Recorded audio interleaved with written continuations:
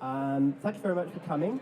My name is Michael Carmichael. There I am. I'm one of the authors on this white paper that we have just launched here at ALA, which we're very excited about, which is assessing the impact of educational video on student engagement, critical thinking and learning, with the subtitle The Current State of Play, which is a very purposeful subtitle because we really have been looking at it in terms of what the current situation is. This is a very fast-moving, progressing, evolving area of research and market in higher education for digital learning is just growing and evolving very quickly. And so what we've decided to do is have a really good look at exactly where we're at.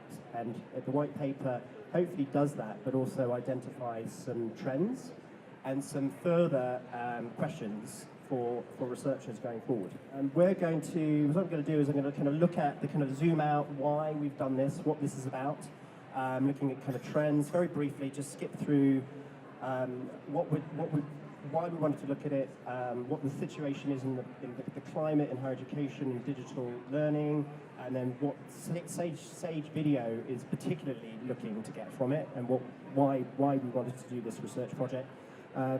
Kind of an overview of the methodology of the research that we've undertaken, and then really the kind of the meat and two veg, as we say in England, the kind of the analysis of that, and of both the literature review and this experiment, this online experiment that we ran. And then I would sort of finish by just talking about the where next. I mean, what does this lead to next, which we're really excited by because there are plenty of avenues, I think, left for us to explore, for many people to explore. So, current video trends. Pick your many different statistics out there around digital media, online media, and video particularly, such as the percentage of video use globally on any platform is kind of exponentially rising in kind of the mobile environment, as this graph shows. I mean, digital marketing kind of stats are all over the place. 80% of the internet traffic by 2019 will be video-based, and then lots of other stats. I mean, particularly YouTube, which is still the biggest platform provider out there. 500 million hours of videos are watched every day on YouTube, which, for a company that was incorporated in 2005, is absolutely phenomenal. Bringing it much closer to home, when you think about video actually within higher education, you see some similar trends on the rise of video and the use of video. So the learning management system, the LMS market in HE globally is set to project to grow much further. So Blackboard, Moodle, D2L, $240 billion is the estimated value of that market by 2023. Kaltura, also a platform provider out there, do these annual surveys on behaviors and preferences around video, and that report is freely available online. And just an excerpt from that, 93% of students felt like when they watched video it increased their learning experience. And of course, what we now know about mobile devices being a kind of a key avenue for people to use and watch video. What's in it for Sage? I mean, why did we do that? Why have we commissioned this research? Sage Video has been around since 2015, and in 3 short years we've launched 10 video collections with plans to launch a lot more. We are very excited by the progress we've made. We've learned a huge amount, and we're applying that learning as we go, and we have plans going forward. In our content, we have multiple different types of material, multimedia material, lots of visual aids and otherwise in our storyboarding of our content and our approach.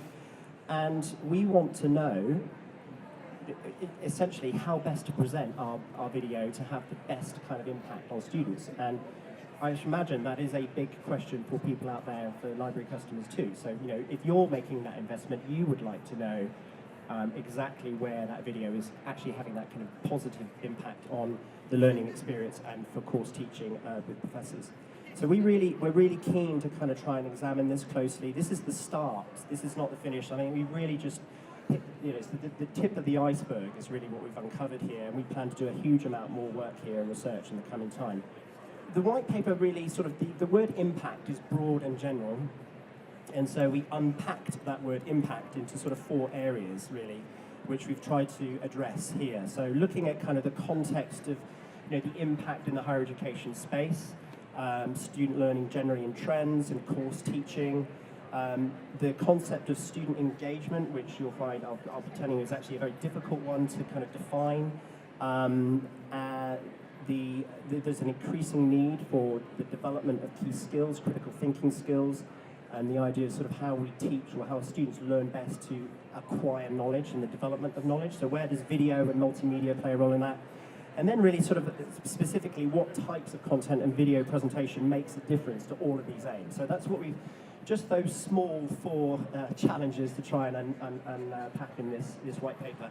And as I say, it is the current state of play, and there's a huge amount more that we're going to need to be looking at. But what we did do is we started off with, we figured that before we really examined some routes specifically, we felt it was really worthwhile to understand what the research landscape is already telling us. So, what are the trends? What is the scholarly picture? And so we commissioned a very extensive literature review with some very specific questions around the main questions of the white paper, which ended up kind of having a search and a simulation of about 270 articles.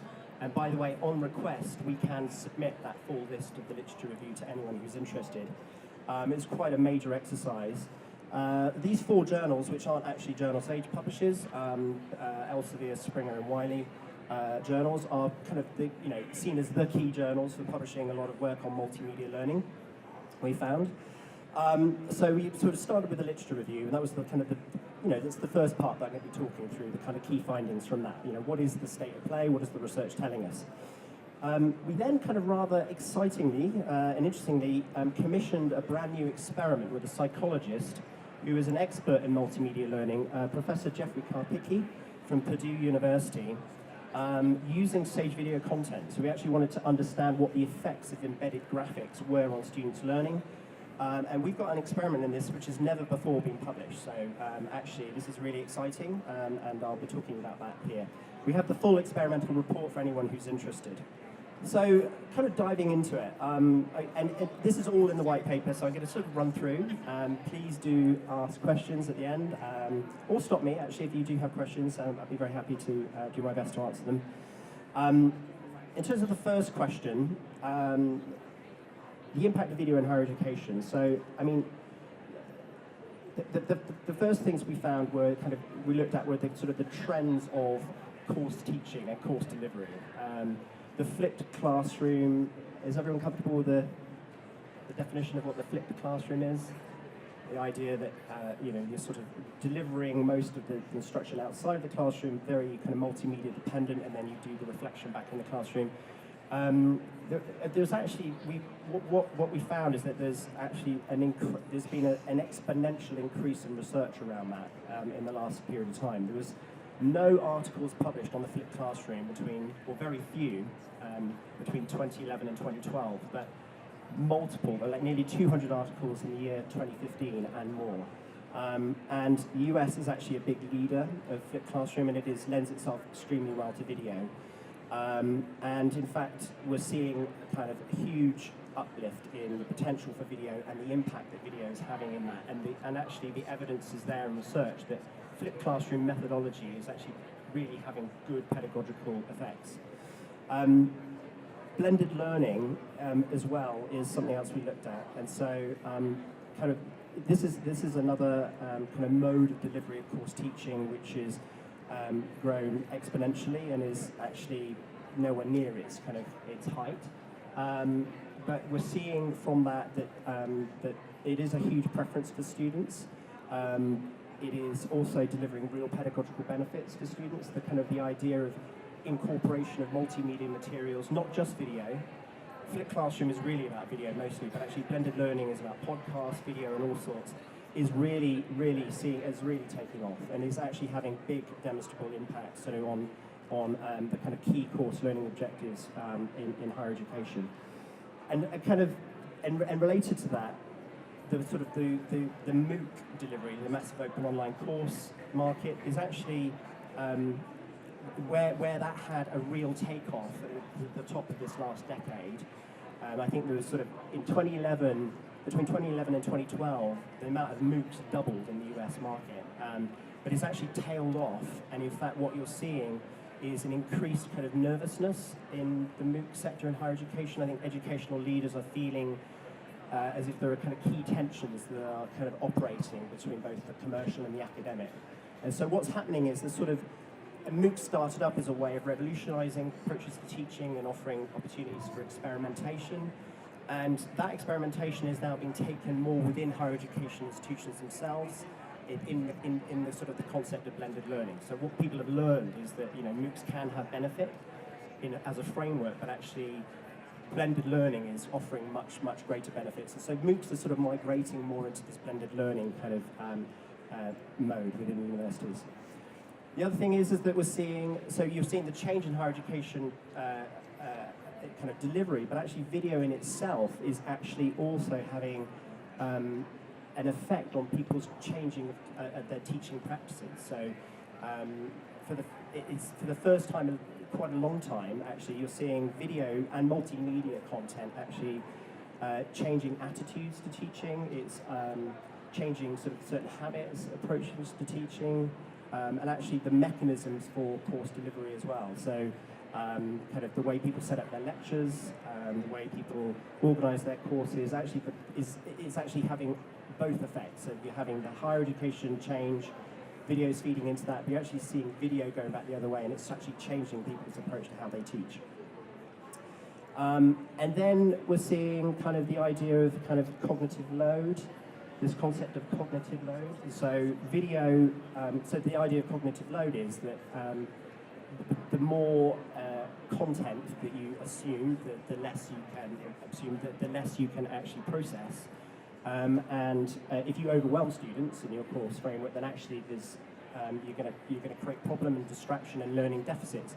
Actually, multimedia content is seen as having, and we'll get into this a little bit later with the multimedia learning theory, video and multimedia content can actually have a real benefit there for reducing cognitive load, which is then seen to be sort of accelerating learning. And then there are kind of two other things I just mentioned, and we talk about it in the white paper. There are some contexts for seeing where video is already having demonstrable impact. So in terms of providing clinical skills, problem-solving skills development, studies are showing, particularly in the medical markets and nursing, so we're seeing sort of the provision of great clinical skills development with the use of video. And video is also sort of giving this idea, and more than video, multimedia sources are playing into the sort of the realm of the sort of students want to have more control over their learning. The sort of ubiquitous learning concept is coming up again and again in the literature. This idea of sort of teacher-centered teaching, didactic approaches to teaching is changing, and multimedia content is playing into that. Sort of constructivist approaches to teaching and learning.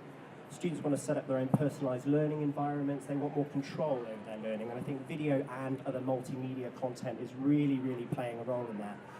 And students are showing in surveys huge preferences for that. When we look at sort of engagement, student engagement, I mean, it's no big surprise that there are sort of definitional inconsistencies across the literature. There's no one definition of student engagement, and what we try to do in this white paper is unpack that in terms of looking at two or three: emotional engagement, attendance and participation, and sort of cognitive engagement. So there's lots that you can say around those, because there's lots of stuff published there, but there's a lot more to be learned and a lot more to be unpacked, I think, around what that term means, and more studies need to be done. So I think this is a gap that we found that needs a lot more research and more attention. But what we are seeing is, there's definitely a positive relationship between multimedia learning and course engagement.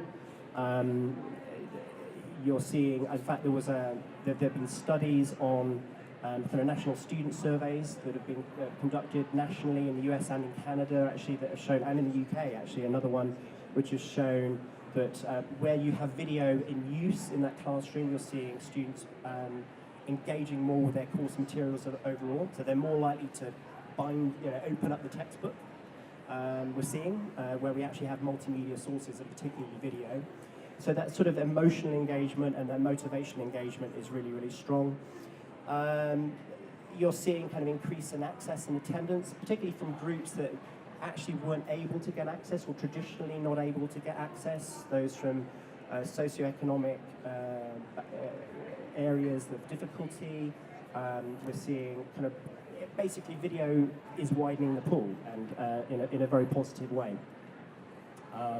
I've commented a bit about student satisfaction, and there are numerous surveys around that as Kaltura, but there's lots of other kind of surveys that have shown increased satisfaction and this idea of motivation. So the students are more motivated to not only engage with their course materials, but to complete their course where multimedia content is. So the question was, did the studies look at, the difference between instructor-led videos and sort of other types of videos?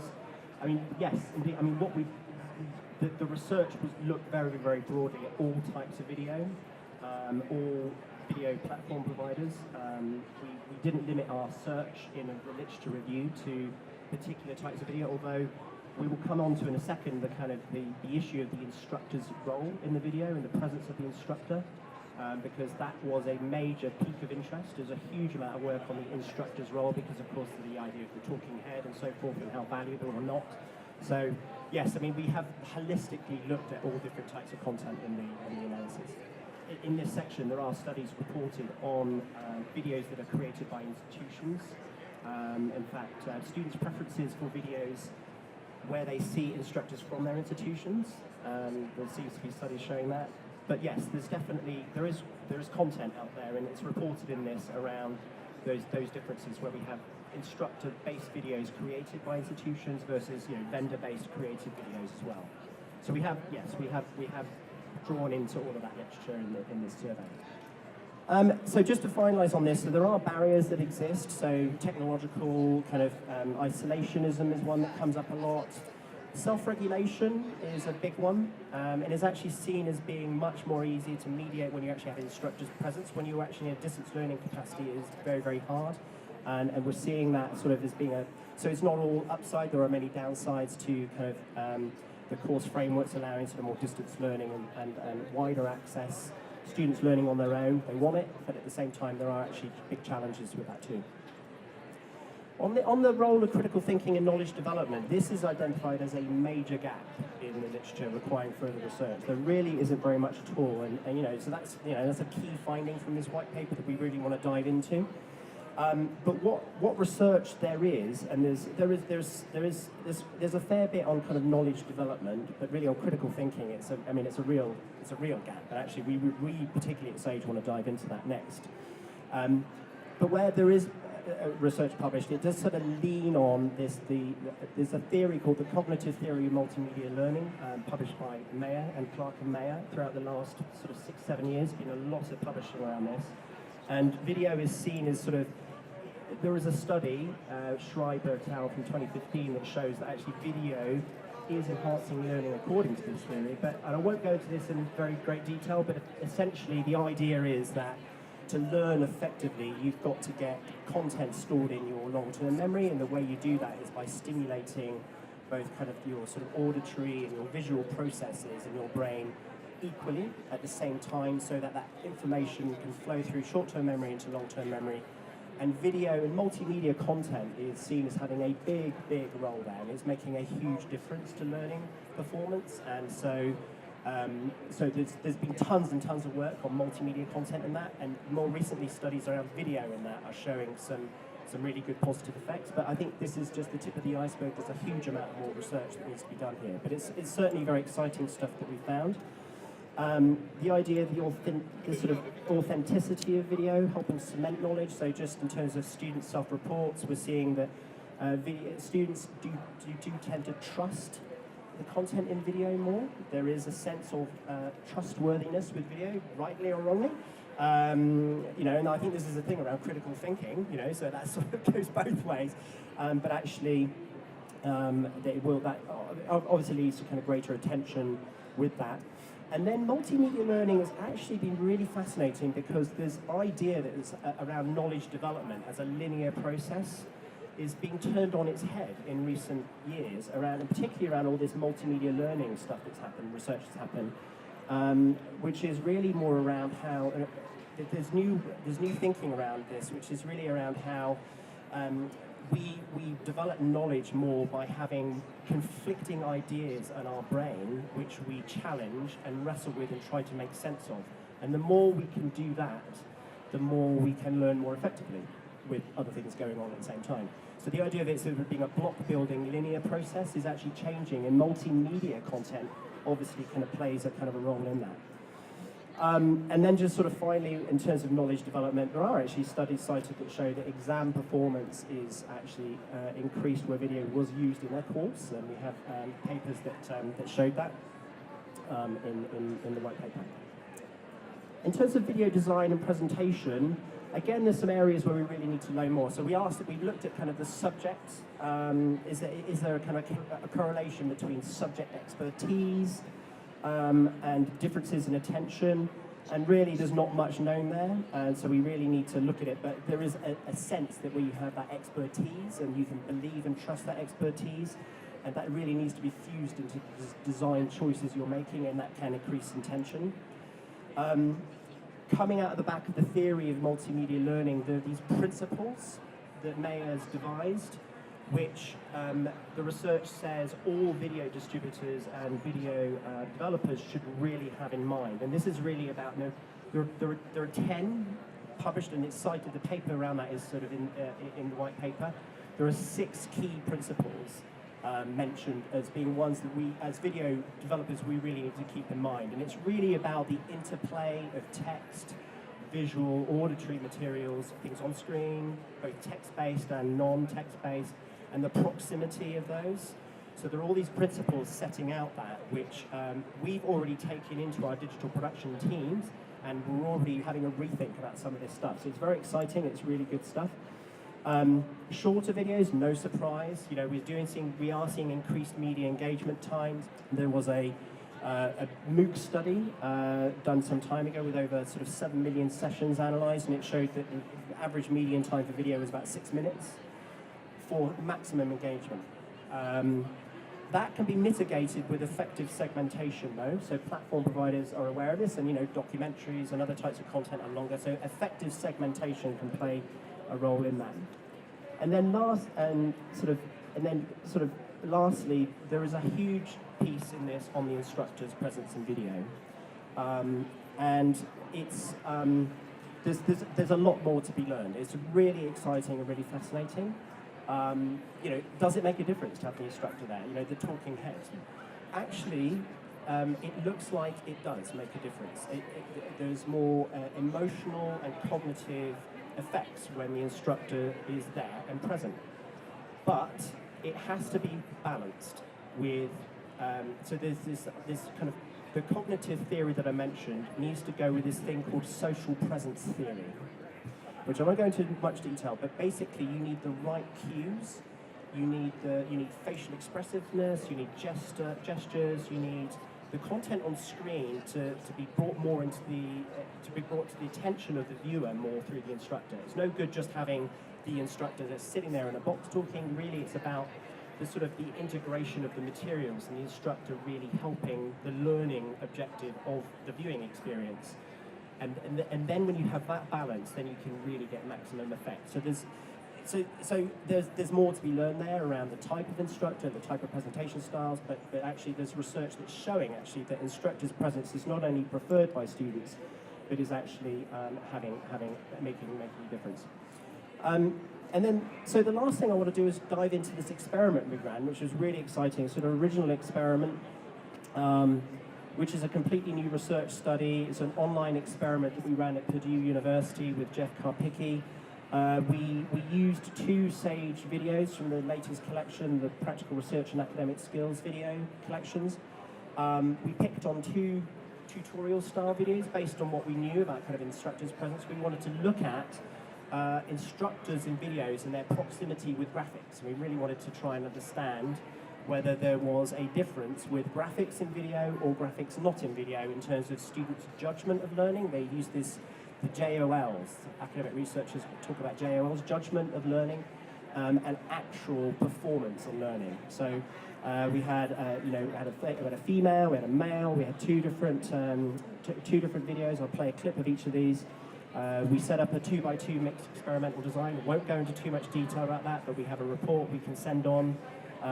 We had sufficient power in this, so the experiment was run with rigor, and actually with the right kind of setup, we felt that we had the right kind of power for it to be very meaningful data that came from it.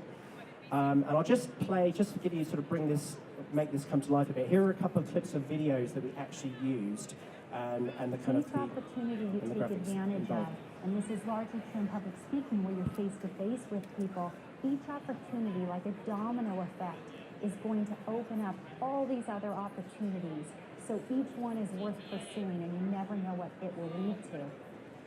So that's Jenny Rankin with one of our around 30 seconds custom graphics to catch their attention.